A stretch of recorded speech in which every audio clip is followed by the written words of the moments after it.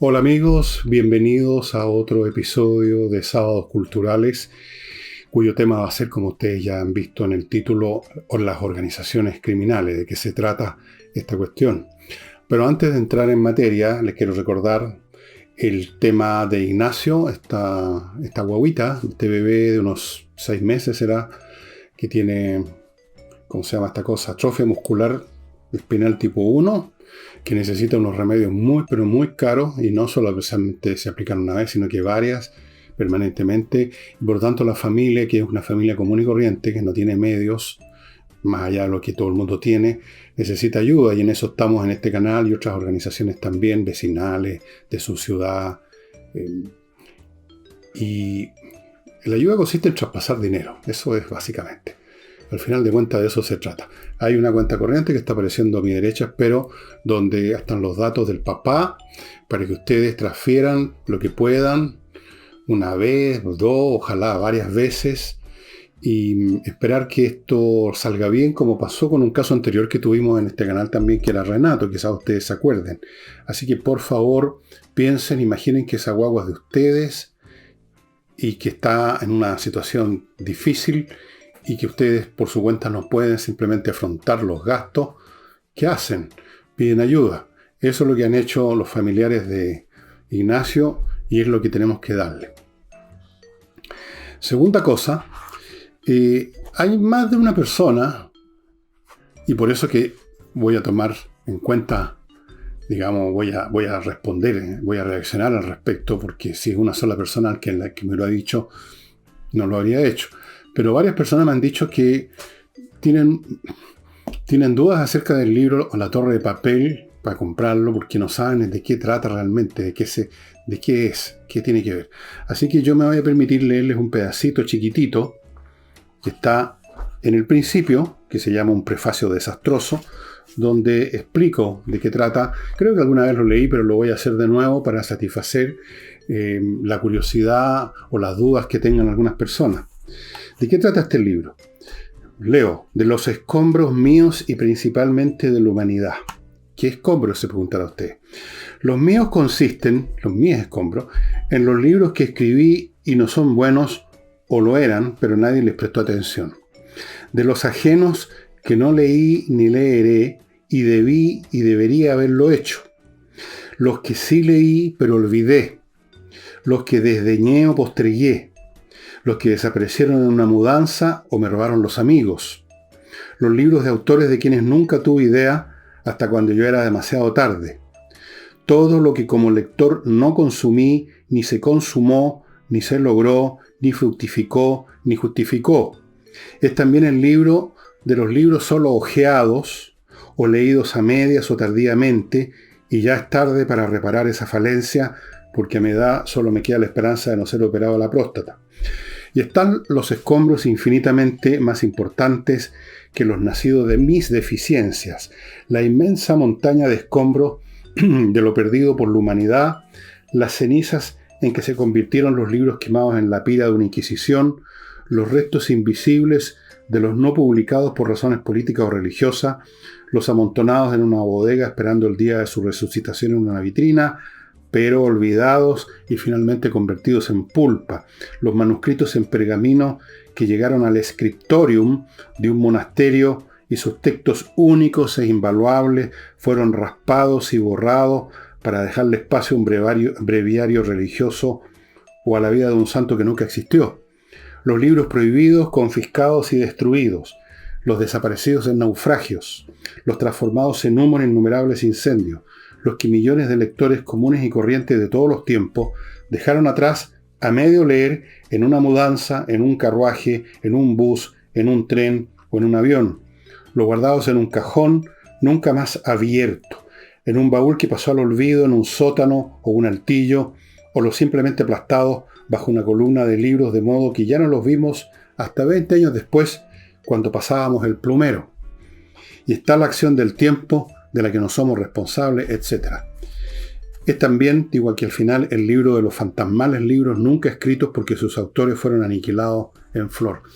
Esos son lo que yo llamo los escombros de la Torre de Papel. La Torre de Papel es la creciente el creciente monumento literario que ha ido creando la humanidad, los libros que se escribieron, se publicaron, se han leído, y eso es un patrimonio que va creciendo, es una torre de papel, pero al pie de la torre de papel hay un montón de escombros que son los libros que les ha pasado, lo que yo les digo. Aquí yo me concentro en eso, y naturalmente muchos de estos libros son solo escombros para mí, no para la humanidad, y otros fueron escombros para la humanidad y por lo tanto para mí también. Hay toda clase de historias, toda clase de libros, algunos muy populares, que yo, como El Principito, por ejemplo, que a mí nunca me gustó y por lo tanto es un escombro mío, no de la humanidad. Libros cuyos autores ya nadie se acuerda de ellos y yo los redescubrí por casualidad y me parecieron interesantes. Es bastante variado el tema y yo creo que bastante entretenido. De eso trata La Torre de Papel, para los interesados. Espero haber despertado el interés de algunos de ustedes. Y ahora vamos al tema. Últimamente, a raíz del narcotráfico y de las acciones que ha llevado a cabo el alcalde Carter para demoler las guaridas de los delincuentes, de los narcotraficantes, y en otras oportunidades también se habla del crimen organizado o de las organizaciones criminales, que hay que luchar contra ellas, etc. Y todo el mundo acepta la expresión así sin darle más vuelta al asunto, parece ser absolutamente claro, pero siempre hay que tener sospechas de aquellas cosas que parecen absolutamente claras y obvias, como por ejemplo que era absolutamente claro y obvio que la Tierra era plana. Pero hay que investigar un poquito más, avanzar un par de jugadas más para ir a la naturaleza del animal y ver qué se puede esperar de la acción que se lleva a cabo para, en este caso, destruir las bandas criminales. Partamos con una definición muy sencilla. Partamos reconociendo en primer lugar que todo grupo humano que se junta, no por casualidad en una calle, sino que se junta para una acción común, está organizado en algún grado. Eso, partamos por ahí. Hasta la banda más rasca de 4 o 5 pililos que le roban a una vieja en una calle, están en algún modo organizados. Hay un líder, hay el chacotero del grupo, se reúnen en algún lugar, van a determinadas calles, tienen un cierto modus operandi, como dicen los policías. Tienen una organización, por tenue, por balbuceante, por simple que sea. Lo que hace distinto a esto que llamamos organizaciones criminales o crimen organizado es el grado cuantitativo y cualitativo a que ha llegado esa organización. Cuantitativo en cuanto a la dimensión de los recursos que tienen, del ámbito de operaciones, de la cantidad de miembros, del grado de especialización, de los recursos que utilizan, todo lo cual, cuando sobrepasa cierta cantidad, se convierte en un cambio de cualidad. O sea, pasa a ser otra cosa distinta. Ya no es una banda, es una organización criminal. Del mismo modo que el agua que usted está calentando, cuando pasa de 80 grados, 81 sigue siendo agua, de 81, 82 sigue siendo agua, pero a partir de cierta temperatura, dependiendo del lugar donde usted está, se produce un cambio cualitativo y el líquido se convierte en un gas, en vapor. Lo mismo pasa con cualquier entidad existente, y en este caso una organización criminal es una que tiene tal organización, tal número de miembros, tal alcance en cuanto a su ámbito en que opera, tal número de miembros, tal poder de fuego, armamento, tal cantidad de dinero y recursos financieros, que empieza a crear, a extender como zarcillos y a crear contactos con la institucionalidad oficial de la sociedad. Es decir, con la policía, con la justicia, con la política. Normalmente una banda que también está organizada, pero es que es solo una banda, al contrario trata de no tener ningún contacto. Viven, digamos, escondidos, cometen un crimen y emprenden la huida, se esconden, nadie sabe, salvo unos pocos familiares, quizás amigos, nadie sabe dónde están, se les busca, por eso se les busca, no se sabe dónde están. La organización criminal es completamente distinta. Opera en un territorio conocido, tiene un contacto sistemático y frecuente con su ambiente y abierto, público, y tiene contactos, como les decía, de distinto tipo con la institucionalidad. Puede partir de la manera más simple, coimeando a un policía, eso ya es un contacto con la institucionalidad. Puede entrar en contacto porque tiene como cliente a un político con la política, y eso va a generar poco a poco, a su vez, crecimientos de otros zarcillos a otras esferas, poco a poco en un proceso acumulativo. El poder de fuego y la cantidad de dinero son muy importantes. Luego hay un acostumbramiento ante esta presencia de una organización criminal, por ejemplo, una organización del narcotráfico, un cartel que opera, que vive en cierto lugar, que todo el mundo sabe, las fiscalías saben, tienen ciertos lugares donde guardan sus cosas, tienen un contacto sistemático con el mundo que los rodea, con los pobladores, a algunos de los cuales ayudan económicamente para convertirlos en, digámoslo así, ayudistas, cómplices, aunque sea pasivos. Tienen contactos con la policía, aunque sea local. Conocen a abogados, tienen contactos con fiscales, puede ser. Entonces ya es otra cosa. Tienen una presencia pública. No es un grupo de bandidos que se esconde. Tienen una presencia como una empresa. Como una empresa que tiene un edificio corporativo. Y con este acostumbramiento que ha generado su presencia, su poder de fuego, su poder monetario que le permite sobornar, pagar, generar cómplices y naturalmente generar amenazas y chantaje, poco a poco, porque todo es acumulativo, se va generando la sensación de que esto es normal, aunque solo sea porque es duradero. He ahí el cartel tanto, que están en tal lugar, en México, por ejemplo, el cartel de tal lugar, que viven en tales palacetes, tienen mansiones, los líderes, los capos de los grupos narcotraficantes, tienen guardias armados a la vista del público, andan con las metralletas, usted lo ha visto en muchas seriales y efectivamente es así, tienen contacto con la policía local, con los jueces, con los abogados, operan como una corporación, forman parte de la institucionalidad de la sociedad local y tarde o temprano empiezan a formar parte de la institucionalidad nacional.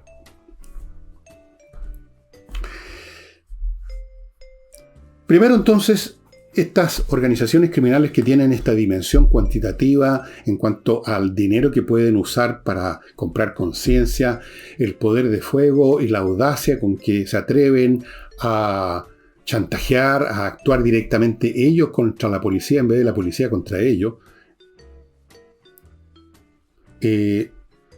terminan por convertirlos en una entidad pública que se va conectando cada vez más con más y más instancias de la sociedad que lo rodea, tal como un tumor canceroso se va expandiendo por el resto del organismo, ¿no es cierto?, con las metástasis, y empieza a entrar por todos lados.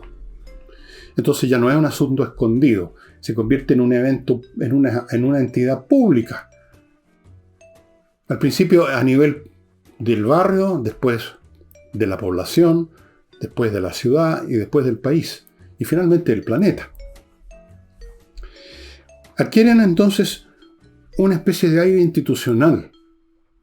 Es algo que está ahí, con jefaturas conocidas, con un ejército de sicarios, con poder de fuego, con dinero, con abogados, con gente comprada en todas las instancias institucionales, con influencia, ya sea por medio de la compra de conciencias con dinero o amedrentando con su poder de fuego, con amenaza, conocemos dónde vive tu familia, no te metas con nosotros. Esto ya está pasando en Chile, con la fiscalía.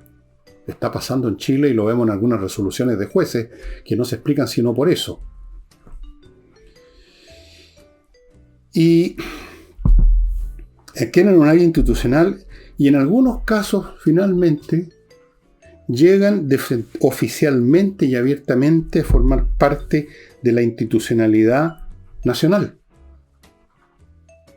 Así es. El proceso puede tomar muchas formas y voy a poner algunos ejemplos, pero Antes de eso, yo les quiero recordar algunos de mis auspiciadores en el primer bloque. 1. Kaizen Automotriz, el garage especializado en la mantención preventiva. Como ustedes saben, uno entra en pana, su vehículo cae en pana, se echa a perder, no cuando está estacionado, porque uno no sabe si está bueno o malo, salvo que justo no parta en la mañana. Pero si usted normalmente sale, va a quedar en pana en cualquier parte, que no puede haber nada más desagradable. Bien, para que eso no ocurra, para que ese desperfecto que se está acumulando y que va a estallar en la forma de pan en cualquier momento, para que eso no ocurra, vaya a Kaizen Automotriz. Ellos tienen un personal y una tecnología que permite detectar los primeros síntomas de algo que está mal y lo arreglan antes de tiempo, antes de que pase. Ponen el parche antes de la herida, más bien, operan la herida. Hágame caso, haga mantención preventiva. De hecho, usted hace una mantención preventiva, así un poco a la virulí, cuando va antes de salir de vacaciones, lleva el auto al garage, que lo conocen a usted, y ahí le hacen una revisión más o menos a la rápida, el nivel de aceite, un par de cosas. Pero esto es mucho más exhaustivo, mucho más científico, y vale la pena. Yo ya lo probé con el auto de una de mis hijas, y efectivamente encontraron problemas que hay que reparar. El auto está andando, pero en cualquier momento sonaba, cloteaba. Así es que Kaizen Automotriz, amigos, están viendo la dirección ahí. Póngase en contacto. Cualquier cosita que usted sienta o crea sentir, vaya para allá. Continúo con Invierta en USA, la empresa que inviertanusa.cl es el punto donde usted llega a ella, que le hace posible invertir en bienes inmobiliarios en las mejores condiciones. Primero porque le ofrece, tiene un portafolio tremendo de opciones inmobiliarias en Estados Unidos, de todo tipo. Segundo, porque lo contacta con la banca norteamericana y le consigue apoyo financiero en la banca norteamericana. Tercero, porque le tramita, si usted quiere, la visa de residencia. Cuarto, súper importante, porque cualquier problema que usted pueda tener, aunque ya haya terminado la compra, y por lo tanto aparentemente usted no tiene ya nada que ver con Invierta en USA, no. Ellos lo van a apoyar, cualquier problema que tenga, para salir adelante. inviertanusa.cl. Y termino este bloque con este muy original curso de matemáticas llamado Conversas Numéricas, que está dando un ingeniero mecánico, que fue conocido de mi hija mayor, que es ingeniera mecánica, que está haciendo unas clases de matemáticas espectaculares. Porque no es simplemente una clase de matemática, es una clase para convertir el espíritu de aquellos niños que siempre han detestado las matemáticas, por toda clase de razones, y que con este profesor, con la manera como les enseña, los convierte en amigos de las matemáticas, les hace que les gusten las matemáticas. Porque las matemáticas, cuando se aprenden bien, cuando se entiende el asunto y uno se escapa de los textos áridos y de las memorizaciones, es interesante y entretenido, porque es un instrumento muy potente que ayuda a resolver muchos problemas de todo orden, cuando uno los puede convertir en cantidades y hacer operativo algún mecanismo matemático. Y a los niños que ya les gustan las matemáticas, los reafirma más en su placer por las matemáticas. Y realmente esto es muy importante, porque no olviden que hay personas cuya vida entera dependió de que por odio a las matemáticas escogieron profesiones y carreras que quizás ni siquiera les gustaban mucho para arrancarse en las matemáticas. Y cuántos yo conocí, montones de personas así. No, algo que no tenga matemática, porque soy malo para las matemáticas. Eso es absurdo, nadie es malo con las matemáticas. Hay malos profesores de matemáticas, hay malas técnicas de enseñanza de matemáticas, pero no hay malas matemáticas, no hay malos matemáticos. Fuera de eso, en Conversas Matemáticas se está ofreciendo un curso o un seminario, como quieran ustedes palabrearlo, para adultos mayores, para que mantengan funcionando bien los mecanismos de la lógica, del pensamiento concentrado, que promueve la matemática. Es una excelente ayuda para estar uno bien. La matemática, estimados amigos. Conversas Matemáticas, pónganse en contacto, conversen con el conversador de las matemáticas en la dirección, creo que es Instagram o es un WhatsApp, no tengo idea, no me acuerdo. Está aquí a mi derecha, ustedes lo están viendo. Continúo. Este proceso de una organización criminal que termina institucionalizándose y formando incluso parte a veces de la sociedad normal, y no solamente una institución que se conecta con la sociedad normal, sino que forma parte de ella, con transformaciones naturalmente de la organización misma, se vio en Estados Unidos.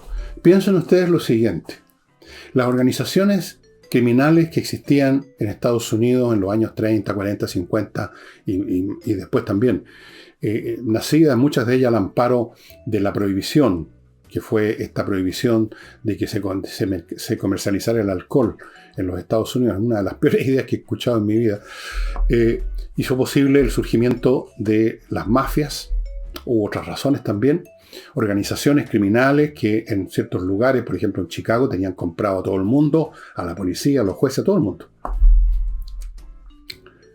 Y eran violentas, habían matanzas, se mataban entre ellos, en medio de las refriegas caían civiles, habían vendetas. Bueno, hay miles de películas sobre ese tema. ¿Y en qué terminó este asunto? Terminó en Las Vegas y en Nevada.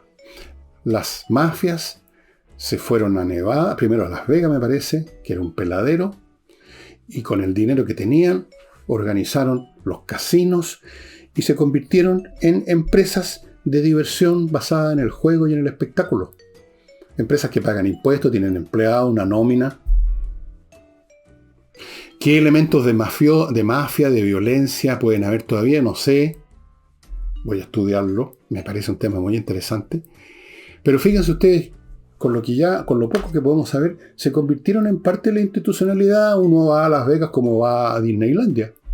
O sea, yo no he ido nunca, pero hay gente que va, dicen que es muy entretenido, uno puede apostar poco o mucho, hay grandes espectáculos, lugares, es muy espectacular por definición, no es el tipo de cosas que a mí me gusten, pero es un negocio formal, se institucionalizó la mafia, pasó a formar parte de la sociedad norteamericana y hay otras instancias también en que esto ocurrió. Menciono lo de la conversión de muchos mafiosos en empresarios del entertainment porque es un tema, digamos, más vistoso. Pero ha habido otras conversiones también. En Japón existía y existe la Yakuza, que son organizaciones criminales que tienen un origen muy antiguo, que también en un grado mayor o menor se integraron a la sociedad. Y esto genera cambios en el funcionamiento tanto de la organización, que era químicamente puramente criminal, hasta que se convierte en parte de la institucionalidad, y genera cambios en la institucionalidad que acoge este cuerpo, que ya deja de ser tan canceroso y se convierte en un quiste, por así decirlo.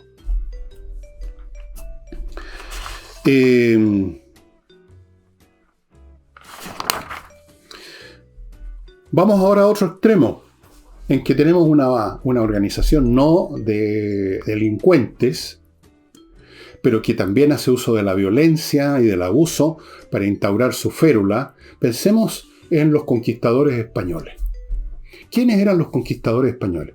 Eran unos patipelados de lo último, porque la gente que estaba bien en España no tenía ni interés en moverse en un viaje marítimo peligroso a ir a pelear contra nativos en otro continente.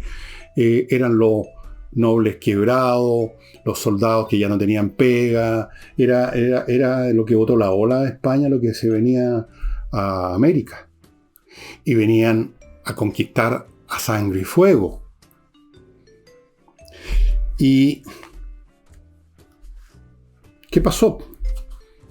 Que constituyeron finalmente sociedades que son aquellas en que vivimos nosotros en este momento. Claro que ya han pasado muchos siglos y las cosas se han transformado, ya vamos a ese punto, porque estas cosas son más complicadas.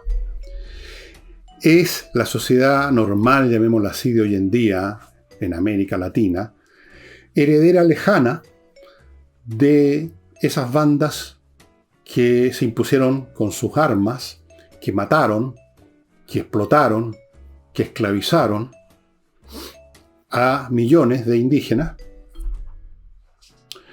y establecieron sistemas productivos basados en el trabajo servil, casi esclavo. Aquí en Chile se llamaban encomiendas, porque se encomendaba a uno de estos personajes un grupo de indios, supuestamente para civilizarlo y cristianizarlo, pero básicamente para explotarlo en las explotaciones agrícolas. Y ahí se genera lo que con el tiempo esos soldados brutos, patipelados, pero adinerados finalmente por las posesiones, por las tierras, son los orígenes y la raíz de lo que podríamos llamar la aristocracia castellano-vasca, que surgió después en el siglo XVII y XVIII, y el origen lejano de varios, de no pocas familias de abolengo de hoy en día en nuestro país y en toda América Latina. Se convirtieron en la sociedad normal. Los orígenes se pierden en el pasado. Por supuesto, no se olvidan, están en los libros de historia, pero pareciera algo que ya no tiene nada que ver con la sociedad actual. Bueno, tiene tanto que ver como un espermatozoide tiene que ver y un óvulo tiene que ver con una persona ya crecida. Tiene que ver, a pesar de la distancia que hay entre una persona ya crecida y ese organismo elemental que es un óvulo y un espermatozoide. Pero de ahí emerge una persona después.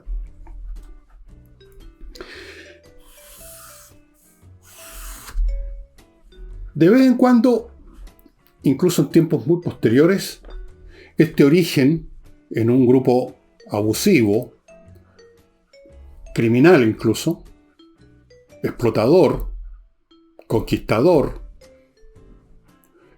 aparece desnudamente, reaparece cuando se dan ciertas condiciones. Hay una novela de mi querido y venerado autor francés Anatole France, una novela que se llama La isla de los pingüinos, que yo se las recomiendo mucho, una especie de historia de Francia vista como de una manera muy divertida y muy trágica al mismo tiempo. Y hay un episodio en que hay dos personas que están en un campo mirando una finca donde hay un tipo que está trabajando su tierra con un buey, con un arado, y por un caminito ven ellos, estos dos observadores, que se va acercando un fulano con un mazo. Y el fulano con el mazo llega hasta donde está el granjero y le revienta la cabeza de un mazazo. Entonces, uno de los dos observadores se escandaliza ante este crimen y el otro le contesta y le dice: ojo, no son las palabras exactas que usa el personaje de Anatole France, ojo, que acabamos de ver un acto solemne. Acabamos de ver la fundación de la propiedad privada. Ese hombre que le reventó la cabeza se apodera y luego vienen sus hijos, sus nietos, sus tataranietos y nadie se acuerda del origen. El origen del mazazo. El origen a veces sórdido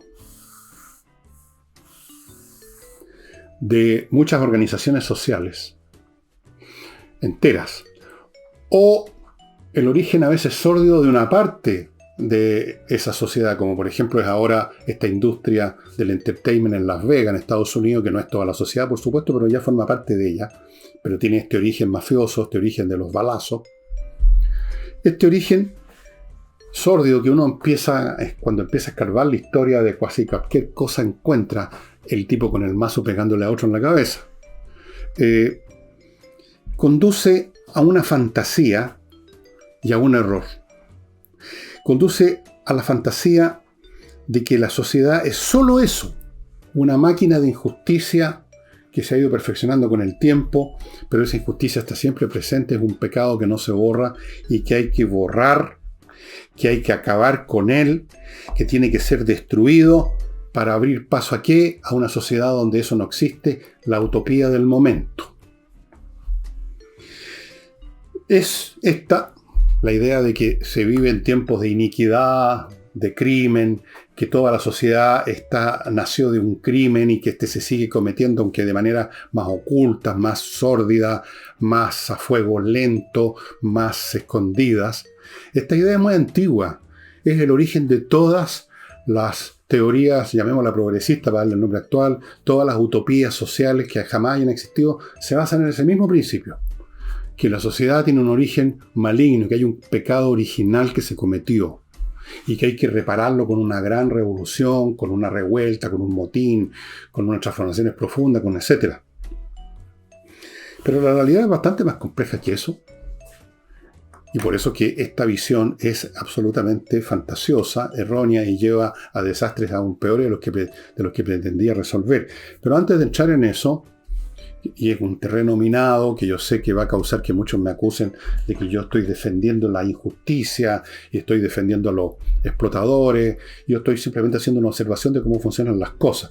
Antes de llegar a ese punto, les quiero recordar, amigos, Oxinova, este producto que viene en esta presentación en un sobre con un polvito adentro, que usted lo vuelca en 1 litro de agua y espere el tiempo necesario. Ojo, estas cosas hay que hacerlas bien porque si no, no funcionan. Espera el tiempo necesario hasta que se forme una colonia de bacterias. Ese tiempo necesario es 1 hora más o menos. Esa colonia de bacterias, si usted vuelca este líquido, que ya está con la colonia de bacterias, en los lugares donde hay peores olores, usted va a destruir los malos olores. Se van a destruir porque estas bacterias van a destruir a las bacterias que producen los malos olores. Los malos olores son el resultado de la descomposición que llevan a cabo las bacterias anaeróbicas. Estas son las bacterias aeróbicas, son como el enemigo. Las destruyen, se las comen, las aniquilan. Y con eso se aniquilan los malos olores. Este producto solo lo encuentra en el sitio de ellos. Continúo con González y compañía. Un estudio de abogados que quizás usted ha visto uno de ellos hace poco en la televisión, contando la historia de lo que pasó realmente entre los carabineros y este jugador de fútbol. Bueno, ese estudio de abogados se dedica precisamente a temas penales, por eso que están defendiendo a uno de estos carabineros, y son expertos, fueron fiscales, actuaron en el lado acusador en la fiscalía, ahora son abogados defensores, conocen esto al revés y al derecho, por lo tanto, sus litigaciones defensivas para defender a sus clientes son de lo mejor. Si usted tiene un problema penal, si está vinculado a su situación, al tipo de situaciones que se definen en el Código Penal, más le vale, amigo, ponerse, porque eso sí que es serio, ponerse en manos de expertos como los abogados de González y compañía. Continúo con Gigena, una academia de música online que ofrece clases de un montón de instrumentos como piano, canto, saxofón, clarinete, batería, bajo eléctrico, guitarra, las 2 guitarras, la acústica y la eléctrica, ukelele, percusión, flauta dulce y traversa, violín, educación de la voz, y fuera del plano otros teclados, por ejemplo los órganos electrónicos, qué sé yo, todas esas cosas, clases online, estimados amigos, súper efectivas, y si usted tiene alguna duda de eso, pida una clase gratis de prueba y ahí va a ver lo entretenido que es aprender a tocar o recordar si usted tocaba algún instrumento. La música es lo más maravilloso que hay, lo mejor que ha creado la humanidad, y si uno la puede interpretar, mejor todavía. Gigena. Continúo con Mi Climo, la mejor climatización de su casa, de su oficina. Una empresa chilena premiada internacionalmente por la calidad de los equipos que instala, por la calidad de la instalación y de la mantención. Amigos, es la climatización del siglo XXI. Olvídese de la parafina, de los combustibles, del humo, de los malos olores, de los peligros, de los incendios, del camión repartidor de gas, de la bomba donde venden parafina. Olvídese de todo. Estos aparatos funcionan con electricidad, tienen un control remoto, es como hacer funcionar un equipo de música. Es otra cosa. Filtran el aire, están conectados a internet. No, olvídense. Póngase en contacto ya con miclimo.com. Y termino con espacioajedrez.com, que les recuerda que en unos días más, en abril, comienzan las clases online vía Zoom, una vez a la semana, para niños, adultos, para cualquier tipo de persona, de ajedrez. Los cursos son muy accesibles desde el punto de vista económico, son muy, pero muy módicos. Además, usted puede pagar en 6 cuotas sin interés y además, si se inscribe con otra persona de su familia, ya constituyen un grupo familiar y tienen descuentos adicionales. Amigos, para los niños esto es lo mejor que hay si usted quiere en estos tiempos en que la educación, diría, digamos, de colegio, la educación de establecimientos educacionales está colapsando por todos lados y los chicos caen en manos de, bueno, para que no pase eso, para que fortifique su mente, para que genere una persona pensante, organizada, el ajedrez para un niño es esencial. Espacioajedrez.com.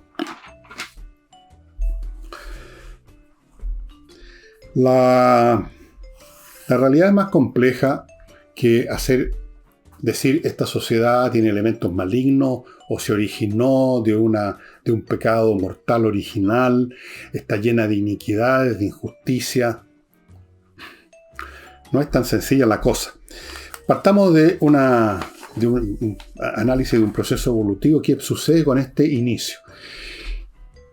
Por ejemplo, en el caso de una sociedad que se inicia con un grupo que conquista a otro, como pasó en América Latina.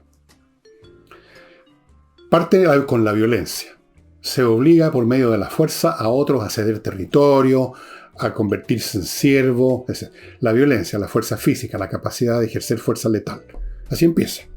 Con batalla, con balazo, etc. Cuando se ha establecido ya una superioridad, se establecen leyes draconianas en que todavía está claramente a la vista la desigualdad entre los opresores y los oprimidos.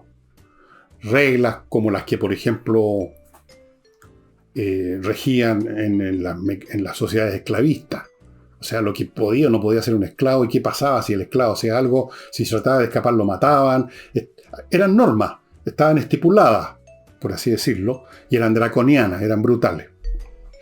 Con el tiempo, estas normas draconianas empiezan a perder su filo porque los dominados, primero por las armas y luego por estas normas draconianas, las sucesivas generaciones nacen dentro de ese ambiente y nacen, por lo tanto, se acostumbran. Empieza a parecerles natural su posición. No es necesario tanta dureza. Los mismos miembros del grupo dominante, o más bien dicho, sus hijos, sus nietos, tataranietos, ya no necesitan estar enarbolando la espada o la ley dura draconiana, y las leyes empiezan a perder su filo de forma gradual. Esto se vio, por ejemplo, en la sociedad romana, en la relación entre el amo y el esclavo, cómo se fueron generando leyes que ya no permitían que el amo matara casi cuando se le daba la gana al esclavo. Se empezó a suavizar. Era posible que un esclavo que se convirtiera en liberto se pagara a su amo para conseguir la libertad, y se generaran relaciones, digamos, ya no tan brutales. Y eso va ocurriendo progresivamente. Y llega un momento en que simplemente parecen como parte normal de un cuerpo legal común y corriente de una sociedad que no tiene ningún origen especialmente siniestro, sino que está ahí como algo existente ya por siglos y que por lo tanto es lo normal. Lo que en un momento dado fue violencia, espada y reglamentos draconianos se convierte en un cuerpo jurídico, en una legislación. Y en otras cosas más, en un sistema de valores, en costumbre. Con el tiempo, entonces, el tinglado institucional que tiene este origen quizás perverso, se llena de esta solemnidad y legitimidad que tienen las cosas que tienen mucho tiempo viviendo, existiendo. Adquieren carácter de lo natural y lo legítimo. Y como las leyes y las normas se han suavizado, se han transformado, se han modificado, el origen también se esfuma en el pasado. Ahora, naturalmente que quienes tienen un instinto permanente o una vocación por la justicia absoluta, originada muchas veces por problemas personales, normalmente es así. Las personas no se dedican a cierta actividad porque sí, sino que hay mecanismos psicológicos que empujan a uno a convertirse en una cosa o en otra. El hombre que ve injusticia y que quiere luchar contra la injusticia es probablemente hijo de injusticias.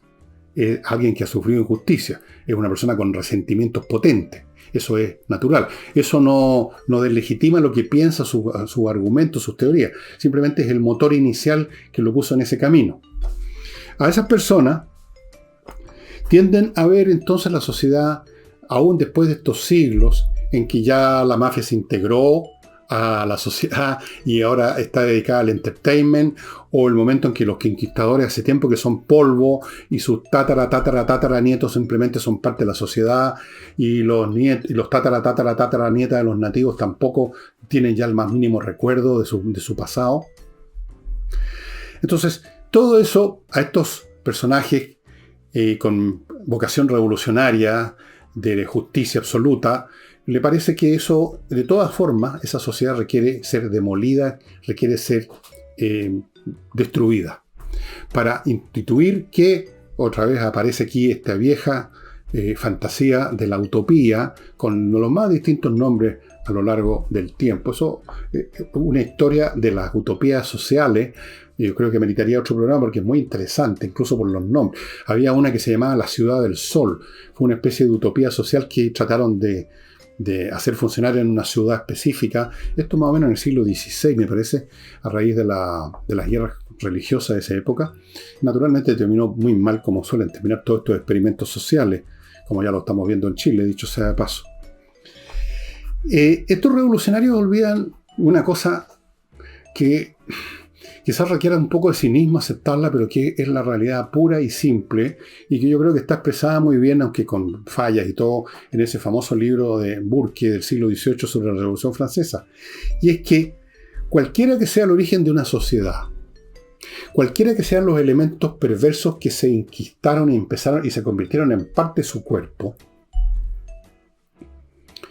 esa sociedad tiene ciertas reglas, ciertos protocolos que con el tiempo se han hecho más razonables, menos brutales, y entrega, por lo tanto, el principal bien que toda persona con sentido común aspira a tener y que se preserve, y es el orden y la paz social. Voy a ponerle un ejemplo súper simple que tiene que ver con lo que pasa en Japón, precisamente. Me lo contaba un amigo, un ex amigo, me habían dicho, que estuvo hace muchos años, unos 30 años, era un periodista, lo invitaron a Japón, y fue a Japón, y conversó, y miró cosas. Y me decía que en Tokio, usted como turista puede salir tranquilamente a la calle sin el más mínimo temor que lo vayan a cogotear, porque las organizaciones criminales realmente importantes, la Yakuza, que está dedicada a manejar prostíbulos, casas de juego, todo esto con pleno conocimiento público, por supuesto, y de las autoridades, han llegado a una etapa en su criminalidad, ya integrados en gran parte del sistema, en que ya no necesitan ni les sirve la violencia, ni el despelote, sino que todo lo contrario, es disfuncional para su negocio. Y por lo tanto la Yakuza misma liquida a cualquiera que intente convertirse en un cogotero en las calles de Tokio. Entonces son las calles más seguras del mundo. Nadie lo va a asaltar a usted en la calle en Tokio porque las organizaciones criminales de la Yakuza no lo permiten. O sea, a alguien que lo intente hacer al otro día aparece con la cabeza, digamos, en otra parte de donde está el cuerpo. Le pegan un catanazo, digamos. A toda organización, cualquiera que sea su origen, una vez que se ha establecido, le conviene, le interesa el orden. Y el orden significa impedir, en la medida de lo posible, la agresión, el conflicto, la acción de otros delincuentes menores que también quieren ganarse un lugar bajo el sol, pero llegaron un poco tarde. Y entonces, un orden social cualquiera, con muchos o pocos componentes que tienen un origen perverso, o entero ese orden social con un origen de conquista, de aplastamiento, al final se convierte en un órgano capaz de ofrecer el beneficio de la paz y del orden social. Y eso los revolucionarios no lo entienden y no lo ven o no les interesa. A ellos no les interesa el orden social porque para ellos lo decisivo es que ese orden social tiene un origen pecaminoso. Es un orden social, como llaman ahora, desigual. Como si no fuera desigual toda sociedad que jamás haya existido y vaya a existir. Y entonces hay que demolerla para construir esta utopía que nunca termina de construirse, porque una vez que se demuele un sistema y se crea otro, aparece una nueva élite, aparecen nuevas criminalidades y se vuelve a repetir el proceso, pero no sin antes haber pasado por la etapa de la demolición, la destrucción, las muertes, la ruina y todo lo que significan la revolución y las revueltas. Ustedes van a observar siempre, pasado cierto momento, que incluso las más criminales, mafias criminales o organizaciones criminales están interesadas en la paz, en mantener su negocio ordenado. No les interesa el despelote. No les interesa. Y a la sociedad, al resto de la sociedad tampoco. Por lo tanto, en forma natural se forman estos protocolos mutuos de acomodamiento, en virtud de los cuales lo que en un momento dado era un crimen perseguido policialmente, o se suponía que se iba a perseguir, se convierte en parte de la sociedad. Por ejemplo, les voy a dar un último ejemplo, la prostitución. La prostitución ha sido, en nuestro país y en todas partes, en un momento dado perseguida como un crimen nefasto, y de vez en cuando hacían racias de prostitutas y las metían a todas en la cárcel por un rato, pero iba tan en contra, digamos, de llamemos la necesidad de muchas personas de recurrir a los servicios de lo que ahora llaman trabajadoras sexuales, que la sociedad terminó no persiguiendo la prostitución, sino que regulándola. Y entonces los prostíbulos, cuando habían prostíbulos en Chile, ahora yo no sé cómo funciona el negocio de las trabajadoras sexuales, creo que funciona de una manera muy distinta, pero yo alcancé a saber de la existencia de que los prostíbulos eran visitados cada cierto tiempo por funcionarios del Servicio de Salud para verificar que las asiladas no tenían enfermedades venéreas. Estaba regulado en forma formal y a veces tácita. Ok, en tales calles no circulen. En tales otras todos sabemos que está repleto de patines, pero no nos metemos ahí, no vamos a tomar a nadie preso. Se generó un acomodo. Y eso sucede siempre, tarde o temprano, salvo casos extremos en que no es posible eso. Siempre pasa eso. Siempre. En México, por ejemplo, hay un bastante claro acomodo entre el Estado mexicano y los carteles de la droga. Y cuando una de las partes trata de romper este acomodo, cuando, por ejemplo, como pasó hace poco, unos tipos de una banda criminal matan a unos turistas norteamericanos, entonces la misma banda criminal, fíjense ustedes, agarró a los tipos que se equivocaron porque querían matar a otras personas y mataron a unos turistas, la misma banda los agarró y los despachó y los entregó a la policía. Porque a ellos no les conviene eso. No les conviene que no entren turistas, no les conviene que hayan asesinatos, que van a obligar a la policía a actuar y van a perturbar el negocio. El negocio de ellos no es matar, el negocio de ellos es vender droga. Matan cuando ellos consideran que es necesario o cuando tienen guerras entre pandillas. Pero hasta eso se trata de regular. Las pandillas, las bandas se tratan de regular y se acomodan y llegan a acuerdos mutuos que a veces son rotos y generan un conflicto, pero en general hay una tendencia a acomodar a las bandas entre sí y a las bandas en su conjunto con la sociedad. Miren ustedes qué más complicado el asunto de las organizaciones criminales de lo que parecía a primera vista. Y ya lo estamos viendo en Chile. ¿Por qué creen ustedes que simplemente no hay el día de mañana una operación policial en gran escala o militar incluso para destruir a las bandas existentes? ¿Por qué creen ustedes? Porque ya están esos tentáculos extendidos por todos lados. Y porque las autoridades pensarán que una especie de guerra campal con muertos y heridos por todos lados es peor ese remedio que la enfermedad de que hayan bandas que están operando en tal y cuales lugares. Hay un acomodo que se va produciendo en forma, por supuesto, tácita, informal y gradual entre la sociedad normal, la sociedad del libro de texto y la criminalidad. La criminalidad organizada. No estoy hablando de los criminales individuales que no están en condiciones por lo mismo de generar lazos con la sociedad. Eso sí que son perseguidos como cucarachas, como les contaba que pasa en Tokio. Bueno, amigos, un libro muy interesante que tiene que ver con la relación entre el bandidismo y procesos políticos revolucionarios, precisamente, es este del gran escritor marxista, dicho sea de paso, ya muerto, un gran escritor, gran historiador, Erich Hobsbawm, que se llama Bandidos. Aquí vienen ustedes un estudio sobre la relación entre la conexión del bandidismo con la economía local. Aquí tengo notas por todos lados. El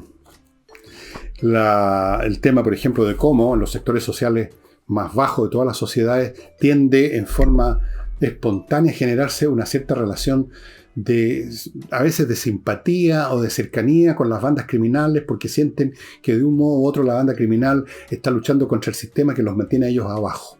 Es muy interesante. El caso clásico, novenístico y literario del Robin Hood, que supuestamente le roba a los ricos para repartirle a los pobres. Los narcotraficantes hacían lo mismo en Colombia. Una parte mínima probablemente de lo que los narcos acumulaban, que no hallaban dónde meter tanta plata, lo repartían con regalitos por todos lados para favorecer una cierta protección, para comprar favores, para comprar políticos, para comprar policías. Eso es una forma de integración burda, pero es una forma de integración que luego se va perfeccionando, se hace más civil. Llega un día en que aquí no se trata de pasarle un fardo de billete a un poblador, sino que se trata de tener una conversación entre dos caballeros muy bien vestidos en en un hotel, así en la recepción de un hotel, con unos tragos, y sutilmente arreglar las relaciones entre el Estado, la policía, la justicia y los carteles. Eso ocurre. Y eso sería todo, estimados amigos, por hoy. Ya ven que el tema es un poquito más complicado de lo que parece a primera vista. Y les recuerdo que mañana domingo voy a tratar como autor, su época y su obra, al recientemente fallecido escritor chileno Jorge Edwards, al quien tuve el placer de conocer. Estuvimos juntos en un buen número de oportunidades, almorzando, comiendo, bebiendo, conversando.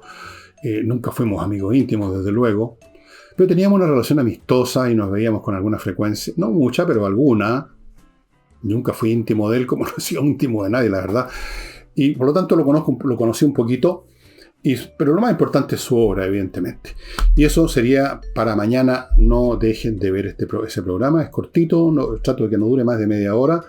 Y eso sería todo. Muchas gracias y hasta mañana.